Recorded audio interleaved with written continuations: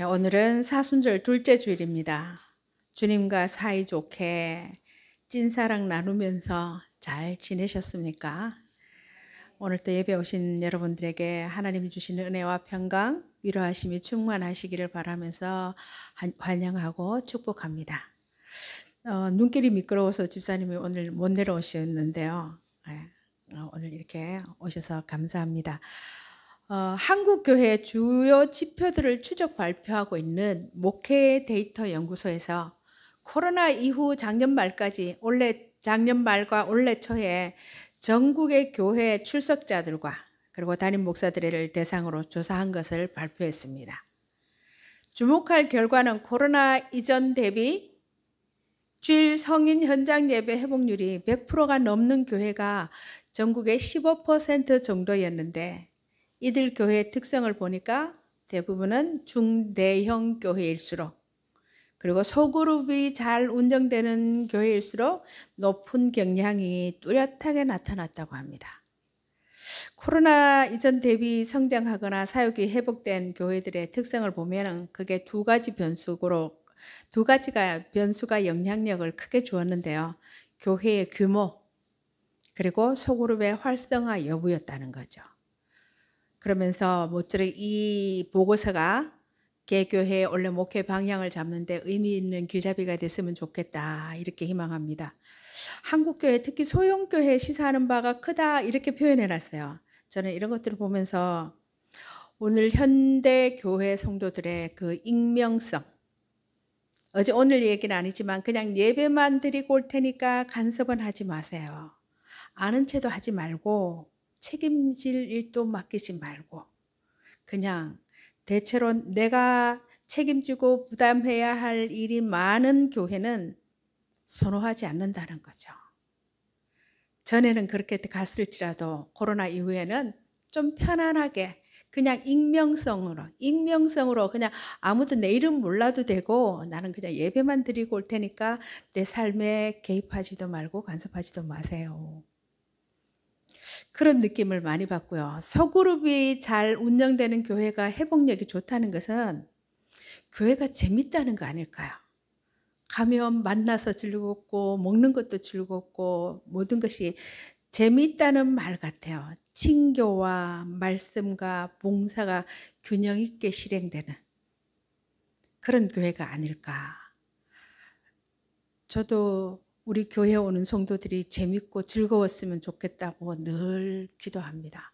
교회 오면 우선 재밌어야 되지 않을까요? 행복해야 될 것 같아요. 지난 주일 말씀을 잠시 돌아보려 합니다. 예수님이 참된 믿음을 가르치기 전에 먼저 작은 자를 실족해 하는 자에게 화가 임할 것이라는 것을 말씀하셨는데요. 그것은 예수를 주로 믿는 믿음을 가진 사람과 세상 사람들의 윤리와 삶의 방식이 현격히 달라야 한다는 것을 말씀하신 거예요. 작은 자들은 예수님이 말씀하신 그 작은 자들은 우리가 신중하지 않으면 알게 모르게 자본의 논리로 그리고 힘의 논리로 종교의 이름으로 쉽게 무시하고 함부로 대할 수 있는 사람들입니다. 이런 행위는 예수님을 향한 무례함이기에 무서운 심판이 기다릴 것이라고 예수님이 말씀하셔요. 우리가 생각해야 할 것은 우리의 삶이 이런 것과 거리가 먼 별천지에 살고 있지 않다는 것. 작은 자를 억압하고 무례하게 대하는 일이 당연한 것처럼 여겨지는 이 세상 가운데 살고 있음을 기억하고 세상 사람들과 같은 가치관, 같은 삶의 방식으로 살아서는 안 된다는 것입니다. 예수님이 말씀하신 작은 자를 실족해 하는 것은 차라리 연자 맷돌을 목에 달고 물에 빠지는 것이 낫다는 가르침이나 형제가 죄를 범하거든 그리고 회개하거든 그 횟수에 상관없이 무한정으로 용서해야 한다는 경우는 제자들의 능력으로는 도저히 할 수 없는 일이기에 제자들이 예수님께 우리에게 믿음을 다하소서라고 요청합니다. 제자들은 더 크고 확실한 어떤 믿음을 달라고 요청하시는데 예수님은 그게 아니라고 겨자씨만한 믿음의 이야기를 하셔요. 생명력 있는 믿음, 능력을 행할 수 있는 믿음은 전적으로 모든 것을 하나님께 의탁하고 신뢰하는 것이죠. 여러분, 믿음의 대상이 되신 예수님에 대한 올바른 인식이 참된 믿음의 본질입니다. 하나님이 누군지 예수님이 누군지 바로 알지 않고는 올바른 믿음, 참된 믿음은 불가능합니다. 아침에 아이들하고도 그랬어요. 하나님 모르는 하나님을 어떻게 믿습니까? 알지도 못하는 예수님을 어떻게 믿어요? 교회는 왔다 갔다 할 수 있지만 하나님은 믿을 수가 없습니다. 제가 늘 강조했던 게, 여러 번 강조했던 것이 은혜보다 이해다 그랬습니다. 성경을 읽다 보니까 제가 그랬거든요. 성경을 읽다 보니까 하나님은 이런 분이시네. 하나님은 역사를 이렇게 움직여 가시네. 하나님은 사람을 이렇게 만들어 가시네. 아, 예수님은 이런 말씀을 하셨구나. 예수님이 이런 일을 행하셨고 아픈 자들을 고쳐. 예수님의 사상, 예수님의 삶은 이런 거였네. 그러면 그 하나님을 내가 믿어도 되겠다. 하나님은 이런 분이야. 그러면 내가 이 하나님을 믿어도 되겠다. 제 20대 생각이에요.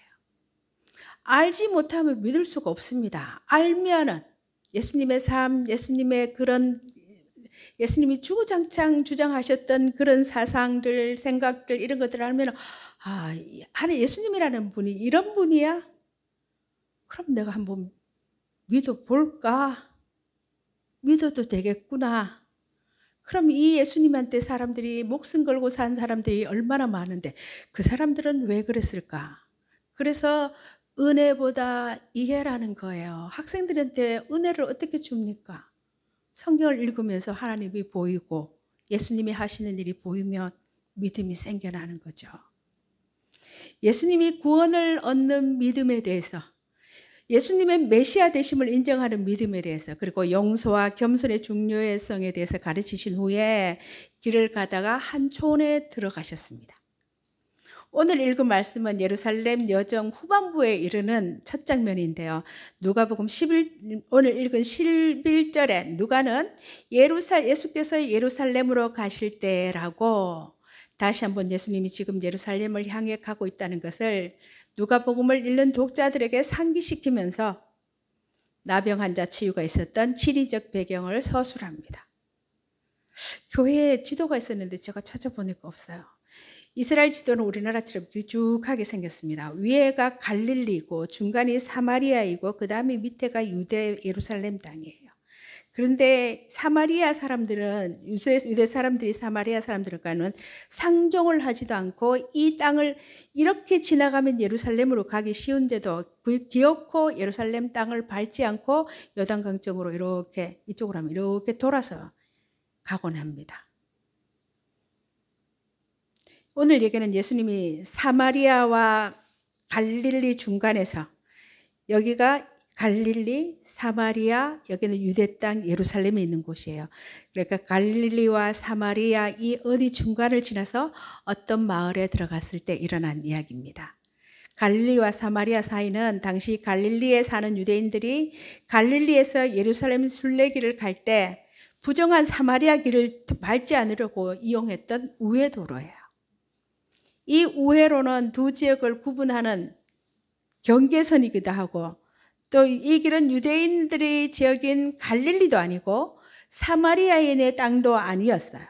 그래서 이 경계선은 두 지역 어디에도 들어갈 수 없는 나병 환자들이 사람들의 눈을 피해 다니던 길이었을 것이라고 봅니다. 나병은 우리가 한센병, 문둥병 이렇게 불리죠. 성경에서는 거의 나병으로 명명하고 있어서 나병이라 표현하겠습니다. 12절에 보면 그 마을에 나병 환자 10명이 멀리 서서 예수께 소리를 지릅니다. 그들은 가족과 신앙 공동체 생활에서 격리되어서 갈릴리 마을에도 사마리아 마을에도 들어가지 못한 채 중간지대에서 살아야 했습니다.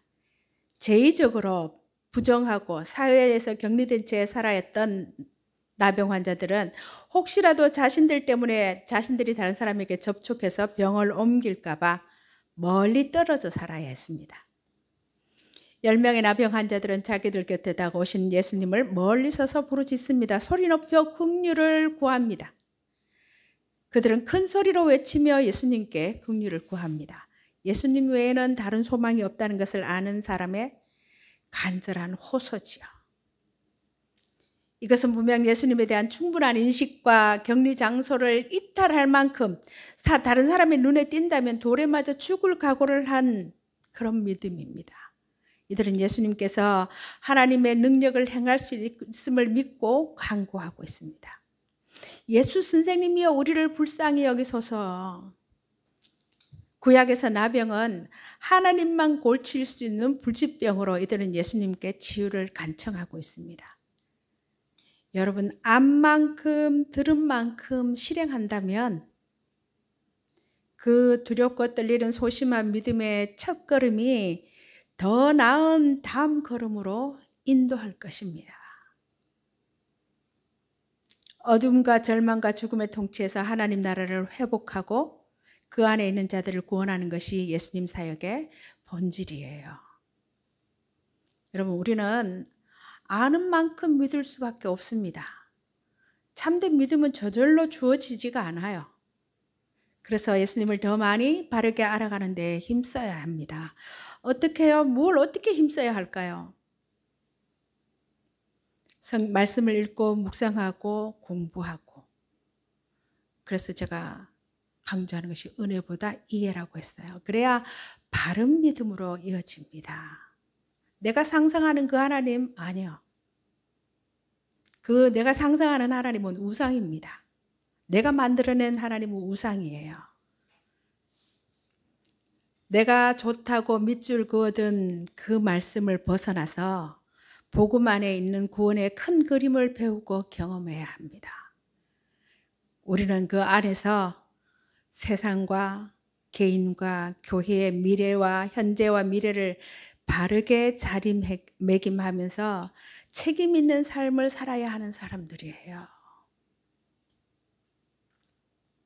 예수님이 나병 환자들의 부르짖음을 듣고 다가와서는 나병이 마치 다 나은 사람에게나 어울릴 듯한 명령을 하시죠. 가서 제사장에게 너희 몸을 보이라 하십니다. 이것은 병이 나을 것을 전제로 치유를 검증받는 절차를 따르라는 말씀이에요. 14절에 보면 이르시되 가서 제사장들에게 너희 몸을 보이라 하셨더니 그들이 가다가 깨끗함을 받은지라. 예수님의 제사장에게 가서 몸을 보이라고 말씀하시자 열병의 나병 환자들은 즉시 순종합니다. 레위기 규정에 따르면 나병 환자들은 부정한 자들로 규정되어서 예배 신앙 공동체나 마을 사회 공동체에 들어올 수가 없었습니다. 제사장은 나병 환자의 병의 완치를 진단하는 사람이에요. 이 병이 치되었을 때는 제사장에게 가서 검사를 받고 적어도 2마리의 비둘기를 예물로 드리고 제사장이 우슬초와 함께 새의 피를 찍어서 나병 환자에게 뿌리고 그렇게 정결 예식을 거쳐야 정결한 사람으로 인정받을 수가 있었습니다. 예수님은 그들에게 안수 기도도 하지 않고 예수님 어떤 특별한 치유 행위도 하지 않으시고 그냥 말씀만으로 제사장에게 가서 몸을 보이라 하셔요. 나병 환자의 질병이 치유되기 전에 마치 다 나은 사람에게 말씀하시듯이 제사장에게 가서 몸을 보이라는 명령은 10명의 나병 환자들에게 믿음을 요구하는 것이었습니다. 이렇게 가다가는 우리 사람들 눈에 띄면 돌에 맞아 죽습니다. 예수님이 이렇게 아직 그대로인데 지금 가라고요. 나병의 치유가 확정되지 않은 채 제사장에게 가는 것은 매우 무모하고 어리석은 일이고 사회적으로 크게 비난받을 일이었지만 나병 환자들은 그대로 순종합니다. 치유를 믿고 제사장에게 달려갔어요. 예수님을 떠나 제사장에게 출발할 당시 실제로 나병 환자들의 몸은 여전히 나병에 걸린 상태였습니다. 그럼에도 불구하고 나병 환자들은 예수님의 말씀을 따라 제사장에게 몸을 보이러 갑니다. 그런데 10명의 나병 환자는 그 말씀을 듣고 제사장에게 가는 도중에 그들의 몸이 치유됨을 알았습니다. 예수님의 능력이 그와 거리가 떨어져 있는 곳에서도 치유로 나타났죠. 이 장면은 7장에 나오는 예수님의 말씀으로 먼 곳에 있는 백부장의 종이 낳은 사건과 비슷합니다. 그들에게는 병이 낫고자 하는 강한 열망이 있었을 거예요. 얼마나 병이 낫기를 바랐겠습니까? 그런데 그 소원이 이루어진 것이에요. 다시 말하면 기도가 이루어졌습니다. 여러분, 그들이 얼마나 하나님께 부르짖었을까요? 그리고 그들의 몸이 회복되었을 때 얼마나 기뻤을까요? 우리는 상상도 할 수 없지 않을까요? 구원의 개념은 광대합니다. 좀 범위가 넓어요. 여러분, 구원은 치유와 회복입니다. 성경의 많은 부분에 치유와 회복이 구원으로 표시되어 있습니다. 또한 예수님을 만나서 우리의 인생이 꽃피는 것이고 구원은 하나님과의 관계가 회복되는 것입니다. 죽어서 이 땅에 살던 하나님 나라로 장소를 이동하는 것, 그것도 깊은 뜻이 있지만 치유와 회복, 그것이 하나님과의 관계 회복이 구원입니다. 오늘 본문에 나오는 10명의 나병 환자는 구원을 받았습니다. 그들은 예수님을 만나서 병이 치유가 되어서 다시 공동체 일원으로, 그리고 그들의 사회적 지위도 회복되었을 거예요. 그러므로 그들은 예수님을 만나서 그들의 인생이 다시 꽃피우게 됐다는 거예요. 얼마나 절절하게 실감이 났을까요, 그들은? 10명의 나병 환자 모두가 치유를 받았습니다.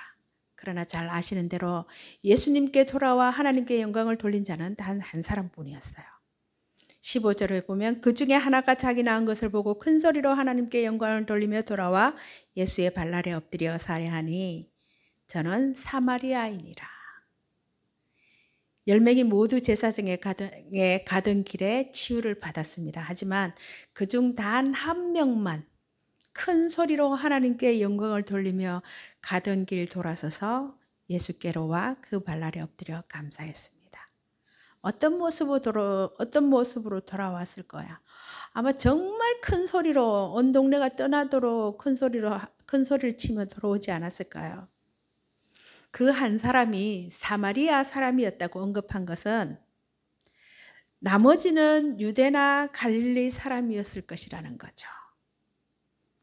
나병 환자에다가 이방인인 이 사람만 하나님을 인정하고 있습니다. 여러분, 감사는 믿음의 완성이라고 합니다. 무엇 하나 당연한 것이 없고 처음부터 끝까지 철저하게 주의 은혜임을 고백하는 것이 감사예요. 여러분, 이 시간 우리도 큰 소리로 긍휼을 베풀어 달라고 기도할 줄만 알았지 큰 소리로 영광을 돌리고 감사할 줄 모르는 인생은 아닌지 한번 돌아볼 일입니다. 나병에서 깨끗하게 된 10명 중에 한 사람이 큰 소리로 예수님을 통해 긍휼과 치유를 선물로 주신 그 하나님을 찬양합니다. 여기서 치유받은 사마리아 사람이 보인 중요한 처음 행동은 돌아온 것입니다. 그는 제사장에게 가는 도중에 치유됨을 알았고 가던 발길을 돌려 예수께로 돌아와서 예수님의 발날에 엎드려 감사합니다. 그런데 18절에 보면은요, 예수님 자신에게 돌아온 것을 하나님께 영광 돌리는 행위로 보십니다. 18절 같이 한번 읽어볼까요? 이 이방인 외에는 하나님께 영광을 돌리러 돌아온 자가 없느냐? 한 명만 다시 예수님에게 돌아와 감사를 했습니다. 그럼 나머지 9명의 나병 환자는 구원을 받았는데 왜 예수님께 돌아와서 감사하지 않았을까요? 하나님께 영광을 돌리는 것, 이것은 누가복음이 강조하는 표현이에요. 또 하나님께 영광 돌리는 모습은 유대인들의 전형적인 모습입니다. 그래서 누가 봐도 이렇게 감사를 아는 사람, 다시 돌아와서 감사하는 이 사람은 당연히 유대인일 것이라고 생각할 수 있다는 거예요. 그러나 그는 사마리아 사람이었어요. 이것은 사람들의 예상을 뒤집는 일이었습니다. 나음을 얻은 나병 환자가 예수의 발날에 엎드린 것은 예수님을 메시아 되시는 왕으로 인정하는 경외함의 표현입니다. 예수님이 주시는 선물보다 더 중요한 것은 예수님을 구원해 주러 감사하고 그분을 찬양하는 것이라는 겁니다. 이 이방인 외에는, 유대인들 너희가 개처럼 취급하는 이 사람 외에는 하나님께 영광을 돌리러 온 자가 없느냐. 예수님은 10명이 깨끗해졌는데 나머지 9명은 어디 있는지 물으셔요. 이 이방인이라는 말은 알로게네스라는 원어는 공간복음에서 오직 여기에만 사용되는 단어로 비유대인을 가리킨다고 합니다. 사마리아인이라는 표현도 충격적이지만 그거는 그냥 우리 사회에서는 그냥 상놈 그 정도? 아주 무시하는, 상종도 안 하는. 사마리아인이라는 표현도 충격적이지만 이방인이라는 표현은 더 충격적인 표현이라는 거예요. 예수님이 자신을 옳게 보이려고 내 이웃이 누굽니까? 라고 묻는 율법교사에게 강도 만난 사람을 도와준 사마리아인의 비유를 이야기하면서 예수님이 이렇게 물으시죠. 이 율법교사는 누가 내 이웃입니까? 뭐라고 물었지만 예수님은 저 강도 만난 자의 이웃이 누구냐? 그렇게 질문할 때 율법교사가 사마리아인입니다 라고 하지 않고요. 자비를 베푼 사람입니다 라고 합니다. 선을 행한 사람이 사마리아인이라는 것을 말하고 싶지 않는 거예요. 우리하고 상종도 안 하는, 우리가 무시하는 저런 사람이 그 사람일 리가 없고, 그래서 사마리아인입니다 라고 표현하지 않고 예수님이 사마리아인이라고 말했음에도 그냥 자비를 베푼 그 사람입니다 이렇게 표현하고 있죠. 오늘 말씀에서 이방인의 원어의 뜻은 다른 나라 사람을 의미하는 말입니다. 사마리아의 사람이 유대인이 아님을 강조하는 말입니다. 이방인이라는 것은 우리하고 다른 사람이라는 거죠. 우리는 9명의 출신이 어딘지, 그들 전부가 유대인인지 아닌지 정확히 알 수는 없습니다. 그들은 치유를 받고 가족에게로 돌아가게 되었으니 예수에 대해서 더 이상 관심을 둘 필요가 없다고 생각했던 것이었을까요? 분명한 것은 한 명을 제외하고는 모두 감사하지 않았다는 것입니다. 9은 어디 있느냐?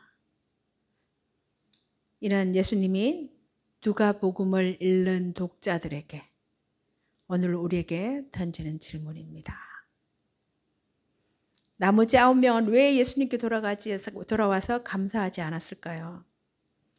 아마도 이들은 예수님과 연루된 것이 불편할 수도 있었을 것입니다. 기적과 많은 이적을 행하고 자신을 메시아라고 하는 예수가 그 당시 당국에서 요주의 인물로 부각되어 있었을 것인데 9명의 나병 환자들은 그들이 그렇게나 갈망했던 병이 치유고 되고 나니까 이제 자신들의 안위가 걱정되었던 것은 아닐까요? 예수 옆에 있으면 안 되잖아요. 같이 예수님의 제자들이 그랬잖아요. 예수님이 잡혔을 때 우리도 한패라고 붙잡혀 갈까 봐서 다 흩어져 버렸잖아요. 여러분, 누가복음은 이방인들을 위한 복음서예요. 유대인을 위해 쓴, 마태복음은 유대인들을 위해서 썼다고 말하는데 누가복음은 이방인들을 위한 복음서예요. 그러면 누가는 이 사건을 통해서 무엇을 말하고 싶어 했을까요? 출신상 유대인만이 아니라 하나님이 하신 일을 믿으며 하나님께 영광을 돌리고 하나님을 찬양하는 자들은 누구나 하나님의 백성이 될 수 있다고 이야기하고 있는 것입니다.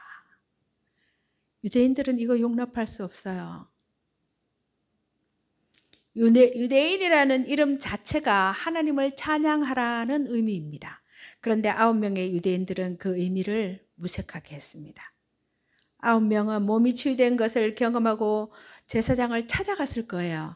그래야만 정상적인 사회생활을 할 수 있고 가족과 친척을 만날 수 있기 때문입니다. 공동체 안에 들어갈 수 있기 때문에 반드시 제사장에게 갔을 것입니다. 그러나 그들은 인생에서 가장 중요한 분, 진짜 예수님을 놓치고 말았습니다. 그들은 예수님을 나병까지도 치유할 수 있는 능력이 있고 자신들을 불쌍히 여겨주는 분으로는 알았으나 그래서 소리쳤고 고침을 받았잖아요. 섬김과 감사와 충성의 대상으로는 믿지 않았습니다. 여러분, 감사는 믿음에서 나오는 열매 중에 하나로서 믿음의 또 다른 측면이 감사입니다. 19절을 보면 그에게 이르시되 일어나 가라 내 믿음이 너를 구원하였느니라 하시더라. 여기서의 믿음은 무엇일까요? 여러 가지 해석이 있겠지만 하나님이 예수님을 통해서 일하신다는 것을 믿는 것입니다. 여러분, 구원의 뜻 중에는 치유와 회복이 있습니다. 그런데 예수님은 병이 치유되고 회복된 자에게 다시 너의 믿음으로 구원을 받았다라고 이야기를 하셔요. 누가복음 다른 곳에서 구원은 죄 용서, 하나님 나라에 들어감, 영생을 상속받음이라는 말과 연관됩니다. 구원은 살아서는 하나님의 말씀의 통치를 받고 죽어서는 하나님께로 돌아간다는 것입니다. 이것이 우리 성도들이 추구해야 하는 믿음이에요. 여러분, 인생을 살다 보면 고난이 올 수도 있고 하나님의 능력과 도움이 필요할 때가 참 많습니다. 그러면 우리는 그때 하나님께 기도합니다. 그리고 그 기도가 응답을 받고 그 일이 해결되는 것을 경험할 수 있습니다. 여러분, 하나님이 우리의 기도를 들으시고 응답해 주시는 이유는 하나님이 살아계심을 알리고 이 고난을 통해 우리와 하나님 관계가 회복되고 깊어지고 신실한 교제가 이루어지기를 원하시기 때문이에요. 마술 램프에 있는 그 어떤 거인처럼 문제 하나를 해주고 너는 누구 나는 내가 아니라 그런 사건을 통해서 기도 응답을 통해서 하나님을 알고 하나님과 관계가 교제가 더 깊어지게 하기 위해서 하나님 우리의 기도를 들어주시는 겁니다. 9명의 나병 환자들도 예수님이 하나님의 능력을 입어서 치유하신다는 것은 알고 믿고 있었습니다. 그러나 그들은 감사가 없었습니다. 하나님께 영광을 돌리지 않았어요. 하나님이 이스라엘을 제사장의 나라로 택하셨다는 것은 하나님이 그들을 제사장의 나라로 택하신 것은 세상의 빛이 되고 소금이 되라고 택했습니다. 그리고 이들은 그들의 빛을 세상에 비추고 하나님께 영광 돌리는 삶을 살아야 했지만 그들은 하나님께 영광을 돌리지 못했습니다. 여러분, 감사가 사라지는 시대입니다. 감사한 일이 있어도 생각에만 머물 뿐 직접 표현하는 일도 낯설어지고 있다고 해요. 여러분, 아버지 은혜가 아니면 살아갈 수 없다는 고백을 우리는 어떻게 구체적으로 표현할 수 있을까요? 날마다 은혜를 베푸시는 하나님은 우리가 어떻게 감사를 표현하기를 바라실까요?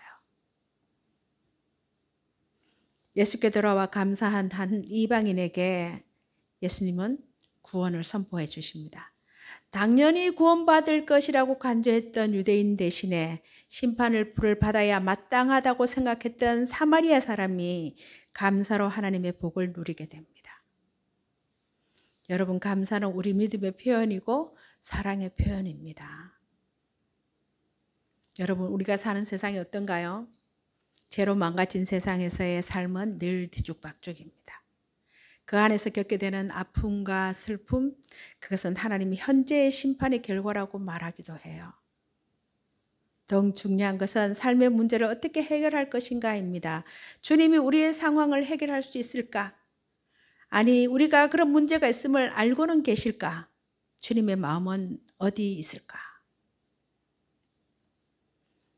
예수님은 사람들이 예수님을 바르게 알고 바른 관계 안에 있기를 바라시면서 늘 귀의 문을 열어놓고 계세요.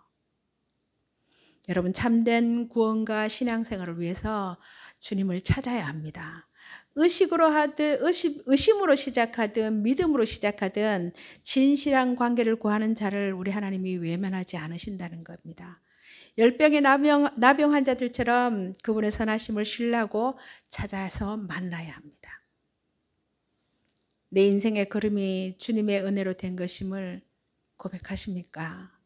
진정한 고백이라면 마땅히 주님께 입술로 경배로 행위로 감사를 표현해야 합니다. 혹시 우리의 감사가 생각에만 머무르고 있는 것 아닌지 지금 당장 걸음을 돌려서 입을 열어 적극적으로 감사를 표현해야 합니다. 출애굽한 이스라엘 백성이 가나안 땅에 들어가서 해야 할 일은 부강한 나라를 건설하는 것이 아니에요. 오히려 풍요는 발목을 잡는 올무가 될 수 있습니다. 그들이 힘써 해야 할 일은 하나님을 사랑하는 말씀 공동체를 이루는 일이었습니다. 여러분, 감사 없는 풍요는 신앙에 덫이 되고 감사 없는 번영은 독이 되고 형통은 해가 될 수 있어요. 삶이 부유해지면 받은 은혜를 망각하기 쉽습니다. 여러분, 나이가 많이 들어서 신앙을 다시 찾은 분들 얘기를 들어보면 형통할 때가 아니었어요. 풍요와 번영과 형통은 그들이 하나님께로 돌아오는 길을 막아놨었습니다. 복의 원천이신 하나님을 기억하고 말씀으로 마음을 지키는 것만이 내 영혼을 보존하는 길이고, 우리가 하나님을 기억하면 하나님도 우리를 기억하신대요. 오늘 우리는 옛사람들이 하나님과 어떤 관계에서 살았는지를 보여주는 성경을 통해서 우리를 향한 하나님의 뜻을 발견하고 그것을 오늘의 삶에 연결해야 합니다. 바라야. 다니엘을 통해서 이렇게 위급할 때 그들이 어떻게 신앙을 지켰는지, 하나님과 어떤 관계로 살았는지를 보여주는 성경을 통해서 하나님의 뜻을 알고 그것을 오늘 우리 삶에 연결해야 하는 거죠. 그러기 위해서 성경을 읽고 그러라고 성경을 주셨어요. 성경을 통해서 겸손히 하나님의 뜻을 계속 추구하고 온몸으로 감사를 표현하면서 주님과 발맞추어 살아가는 이 사순절 기간이 되기를 간절히 바랍니다. 하나님 지금도 살아계셔서 우리와 함께 계십니다. 기도하겠습니다.